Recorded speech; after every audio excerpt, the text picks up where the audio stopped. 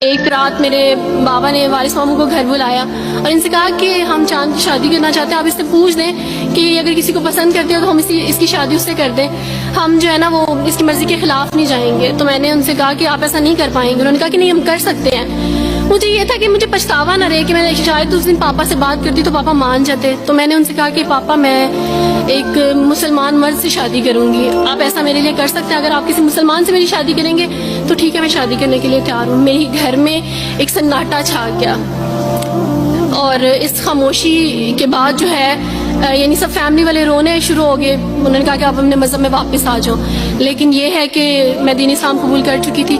آپ یقین جانیں جس طرح لوگ مختلف ہیں اسی طرح ان کے مسائل بھی مختلف ہیں۔ مجھے مینٹلی بے انتہا ٹارچر کیا گیا، مینٹلی مجھے یعنی اس چیز کا احساس دلوایا گیا کہ ماما پاپا روتے ہیں۔ میرے پاپا نے آپ یقین جانیں خود کو پھانسی لگانے کی کوشش کی میری آنکھوں کے سامنے۔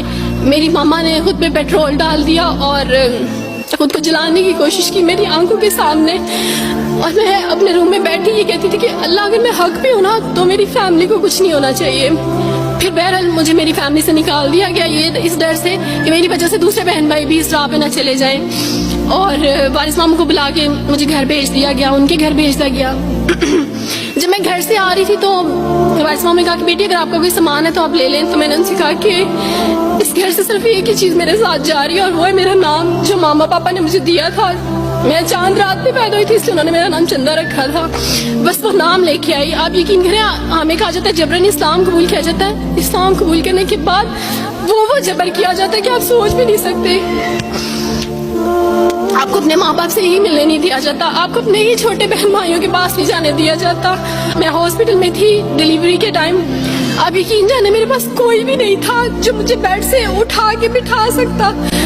ایسے موقع پہ مجھے اپنے اپنوں کی ضرورت تھی، لیکن میرے اپنوں کے جبر نے میری ماما کو مجھ سے دور رکھا، میرے بہن بھائیوں کو۔ میرے کرسچن کولیگس نے ہی میری فیملی کو پریشرائز کیا کہ اس کو فیملی سے نکال دیں، کیونکہ اگر آپ اس کو ملیں گے تو مزید لوگ بھی عبدالوارث کی طرح چندہ کی طرح اسلام قبول کریں گے۔ میں نا ہاسپٹل میں لوگوں سے کہتی تھی کہ میرا بیبی رو رہا ہے، کوئی مجھے بیبی پکڑا سکتا ہے؟ آئیڈیا ہی نہیں تھا ہاسپٹل میں کیا کیا لے کے جاتے ہیں۔ میرے پاس ایک ایسا دوپٹہ نہیں تھا جو میں چینج کر سکتی۔ ایسے موقعوں پہ آپ یقین جانے آزمائش اور جبر اسلام قبول کرنے کے بعد ملتا ہے۔